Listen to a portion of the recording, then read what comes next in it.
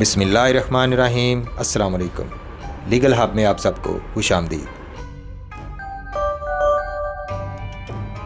سال 1280 افریقہ کے ایک ملک مالی میں ایک بچہ پیدا ہوا اور پھر تاریخ دانوں نے دیکھا کہ یہی بچہ بڑا ہو کر دنیا کا آج تک کا سب سے امیر شخص بن کر ابھر کر سامنے آیا۔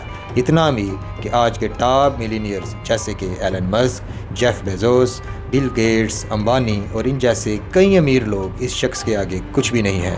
ان سب کی دولت اکٹھی بھی کر لی جائے تو اس ایک اکیلے شخص کی دولت کا مقابلہ نہیں کر سکتے۔ مالی خوشحال تو تھا ہی، مگر منسا موسیٰ کے آنے کے بعد دنیا کا امیر ترین ملک اور خوشحالی کی بلندیوں کو چھونے والے ممالک میں شمار ہونے لگا۔ اس وقت افریقہ میں مسلمانوں کی حکومت تھی اور مالی ان میں سے ایک تھا۔ منسا موسیٰ اپنے دور کا بہت انصاف پسند اور لوگوں کا درد سمجھنے والا حکمران رہا، جس نے سن 1312 سے 1337 تک حکومت کی۔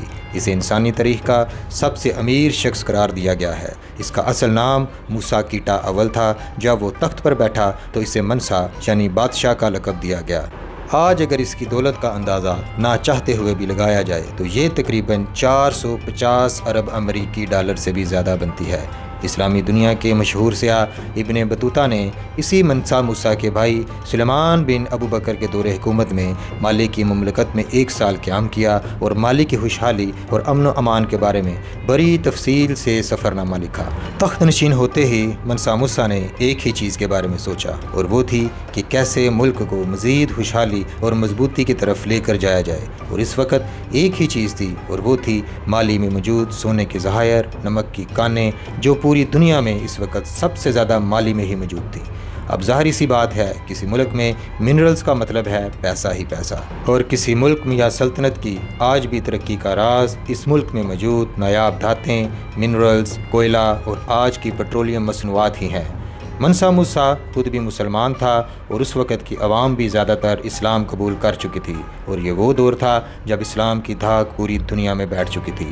مالی آج بھی سونا پیدا کرنے والا افریقہ کا چوتھا بڑا اور دنیا کا 13واں بڑا ملک ہے۔ اس کے علاوہ نمک، جو اس وقت صرف کھانے میں ہی استعمال نہیں ہوتا تھا بلکہ صحارا جیسے ڈیزرٹ میں چیزوں کو خراب ہونے سے بچانے کے لیے بھی استعمال ہوتا تھا۔ آج کے ماہرین سے اگر پوچھا جائے کہ منسا موسیٰ کی دولت کا تخمینہ کیسے لگایا جائے تو اس کا ایک ہی جواب ہے: ناممکن اور بے شمار۔ منسا موسیٰ کی امیری کی جھلک اس کے حج کے سفر 9600 کلومیٹر جو طویل تھا اس میں دیکھنے کو ملی۔ حج کا فریضہ ادا کرنے منسا موسیٰ سال 1324 میں مالی سے نکل پڑا۔ اس سفر میں اس کے ساتھ ایک بہت بڑا قافلہ تھا۔ اس وقت یہ قافلہ تقریباً 60,000 لوگوں پر مشتمل تھا، جس میں 12,000 غلام تھے جن کا کام صرف اور صرف سونے سے بھرے ہوئے بکسوں کو اٹھانا تھا۔ اس کے علاوہ 8 اونٹ ایسے تھے جن پر سونے کے پاؤڈر سے بھرے ہوئے بکسے لدے ہوئے تھے، اور یہ سارا سونا صرف اور صرف زکوٰۃ دینے کے لیے تھا، جبکہ 20,000 کلو سونا صرف بانٹنے کے لیے تھا، اور 500 افراد کا دستہ ایسا تھا جس کے ہاتھوں میں سونے کی چھڑیاں تھیں۔ جیسے جیسے موسیٰ آگے بڑھتا وہ سونا اپنے راستے میں آنے والے ضرورت مندوں میں بانٹتا چلا جاتا۔ اس کے علاوہ جہاں اس کا قافلہ رکتا وہاں وہ اسلامی چھاپ چھوڑتا اور مسجدیں بنواتا چلا جاتا۔ تاریخ میں یہ بات بہت مشہور ہے کہ منسا موسیٰ مصر سے گزرتے ہوئے قاہرہ کے لوگوں میں اتنا سونا بانٹا کہ وہاں کی حکومت کرائسس میں چلی گئی، اور ایک ہی دن میں سونے کا بھاؤ گر کر تانبے کے برابر ہو گیا، اور اسے سٹیبل ہونے میں تقریباً 12 سال لگ گئے۔ موسیٰ مالی کا بادشاہ کیسے بنا، یہ بھی اپنے آپ میں ایک دلچسپ کہانی ہے۔